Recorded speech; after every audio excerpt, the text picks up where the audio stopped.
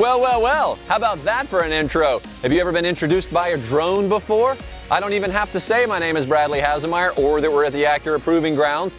I should point out, though, that today is a lucky day because I'm driving the completely redesigned Acura RDX before it even hits the market. I'm going to be comparing it to this, the Audi Q5. Of course, both of these SUVs will fit some of your needs, but we got to figure out which one ultimately ends up in your driveway. Let's go.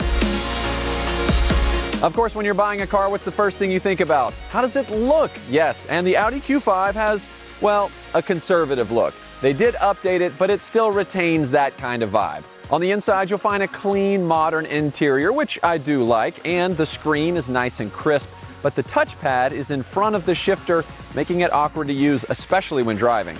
And when it comes to the back seat, oh my gosh, if you're in the middle, you're totally out of luck. There's a high center tunnel. You got to figure out how to cram your legs in to make it fit. And they don't even give you USB ports. Come on, guys. And when it comes to cargo space, there's a good amount, but you won't find any under here with this big old spare tire. So with the Q5, you do get some nice optional features like a panoramic moonroof or heated front seats. But guess what? You got to pay extra for those. They should definitely be standard at this price point. All right, so now this is what I'm talking about. Even just walking up to the car, you get this sense of power and excitement. Take a look at these lines, huh?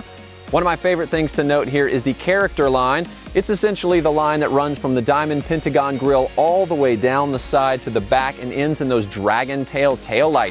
If you drive a car with a dragon tail taillight, your day's automatically going to be better. Another design feature that Acura did is they increased the wheelbase. And what this does is give you a more comfortable ride, gives you more interior space, and gives it a more overall powerful stance. Win, win, win all around. And that's just on the outside. Let's go in the car. Welcome to the lifestyles of the rich and famous inside here, baby. Yeah, look at this interior, huh?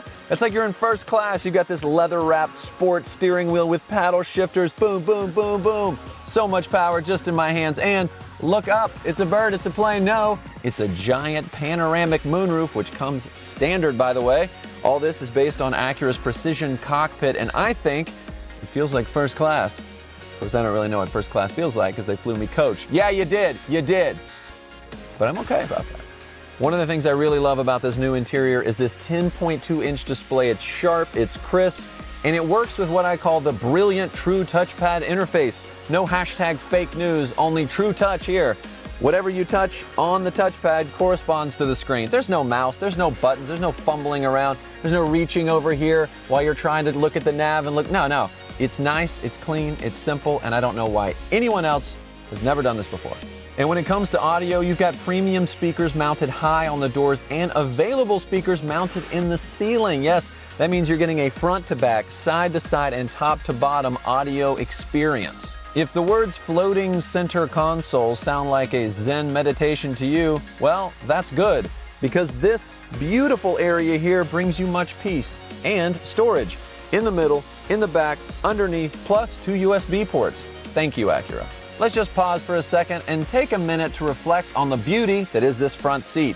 It's rich Milano leather, perforated so it's ventilated. That also means it can be heated. This thing can be adjusted up to 16 different ways. It's super comfortable, which is great for long road trips or just gazing at the moon through the moon roof. Of course, the people sitting in the front of the car have great leg room. Almost everyone offers that, but a lot of the competitors cram your friends in the back, especially your least favorite friend. You know what I'm talking about. Middle seat. Yeah. Middle seat Sammy is not happy in the other competitors' cars. But here, with no raised floor, he's thrilled. Oh, and also there's 2 more USB charging ports back there. You don't have to talk to your kids. Plug them in. And this is an SUV, of course, so let's talk cargo. Back here, cargo is top-notch. Check this out.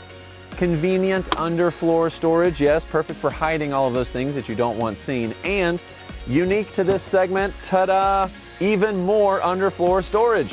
Now, let's say you've got something large that you need to put back here. That's fine. Just pull these handles. Boom. All seats fold flat. Now it's time to find out which one of these two has racing in its DNA. Oh, there we go. That's what I'm talking about.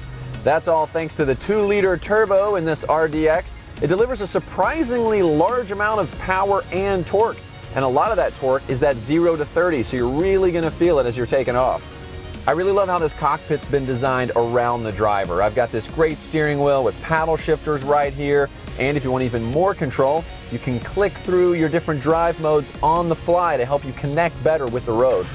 And this RDX features available Acura Super Handling all-wheel drive, which can distribute power from the front to the back to give it more agility and more control. And you really feel that when you're entering some of these curves. I mean, this does not drive like an SUV. All right, so if you're looking for something that's fun to drive, something with a little bit of punch and also control, this is the SUV for you. You know, Acura obviously didn't hold back one bit with this new RDX. All right, Q5, show me what you got. Okay, all right, a little bit of pickup there, yes. Takes a little time to get going. This is a big car. Once it does, though, it's nice and smooth. Shifts are quick, which is good, although only 7 speeds to work with here instead of the 10 from the RDX. And it's got a good feel. The corners are really flat. The Quattro all-wheel drive, of course. Audi is famous for that. Overall, it's a decent ride, but it's definitely missing that racing spirit from the RDX. Hey, no disappointment here. The all-new Acura RDX is bold and distinctive. This SUV also comes loaded with so many great standard features that you'll pay an arm and a leg for on other brands, and I prefer to keep my appendages, thank you.